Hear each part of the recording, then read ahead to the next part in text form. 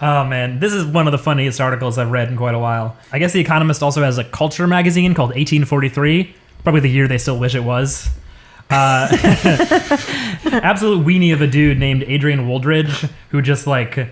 The like subheading of this article was, what was it? Something like beards and tattoos both show society is in decline. He never gives a fucking example of why he thinks that is. He just like posits it. That read me a little of this article. They're both bad. I just love that even in the illustration provided for the article for this guy, they depict him as like a 3-foot tall Napoleon-esque dude. Yeah, he's standing in front of a bunch of regular people. Yeah, he's like a manlet. Like, yeah, that's not flattering. Why can't everybody in society be a civilized 3-foot tall manlet dandy boy like me instead of a tall, balding, tattooed man eating hamburgers and drinking a milkshake? I see no more kerchiefs. I see no more cummerbunds. I see no more wingtips. This tells you all about this dude. Here he is riding the subway, and he says, "There is no better place to observe the collapse of manners than on mass transport. The most basic move in the civilizing process was to make a distinction between the public and the private, persuading people to defecate in lavatories rather than chimneys." Has that ever happened?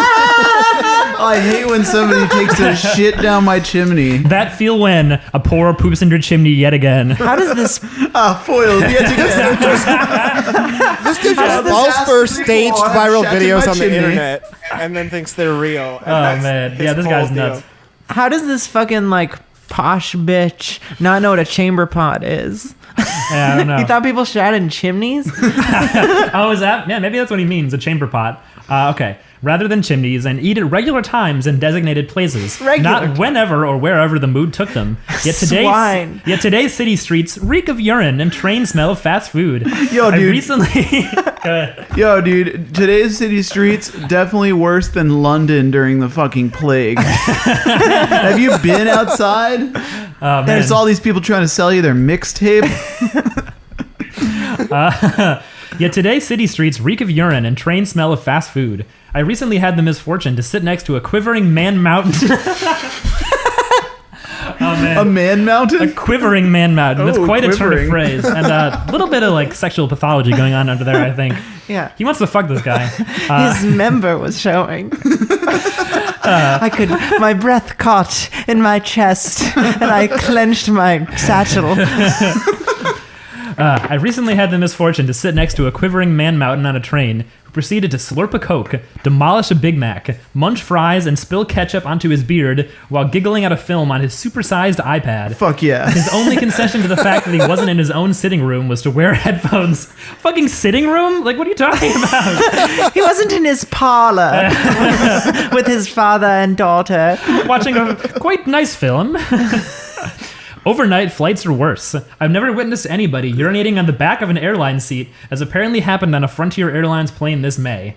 But I've watched a man next to me floss his teeth and then carefully place the thread on the tray table, another do a vigorous push-up routine in the corridor, and a modern-day Henry VIII discard his chicken bones on the floor. Is this article just about how people are annoying to him? Yeah, basically. This is just a list of badasses. This is just a list of people who know who the fuck they are. Yeah, like, somebody flossing, like, it's probably a long flight, and it's like, if you got to floss, like, that's really not that bad. It's just good dental hygiene. Yeah, I mean, like, chicken bones are fucking biodegradable. That's all I'll say. I mean, he really tips his hand at the very first thing he's saying that he doesn't like is having to ride public transit. Yeah. This motherfucker wants to be in a carriage. Yeah. He wants to have his own horse-drawn carriage with the servant driving it so he can eat his fucking Turkish delights and jerk off into his own mouth in peace. He wants to be carried by 4 pallbearers in a throne, and he dresses them all like dandy boys. Yeah, basically. Yeah. Why can't I powder my face in the privacy of my own carriage? He's insane. He just like was riding the subway and like a guy next to him ate McDonald's and he got really mad and went home and like typed this up in a huff. Oh my god, this guy is like the John Podhoretz of public transit, and yeah, but with the like, I just wanna like with the addition of LARPing as like a Victorian guy and like, just being really into candy. Yeah.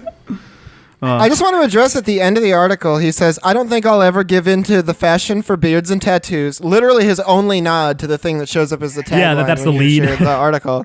And then he says, let alone turning up to meetings naked. Yeah, what the fuck is that? Which makes me wonder what's your definition of naked, dude? Like elbows showing? Oh, right. That's probably what he meant. Like wearing revealing clothing. Showing ankles. Yep. Yeah.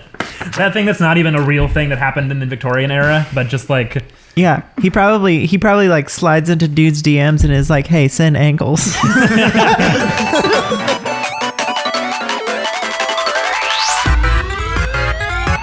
Beep beep letters.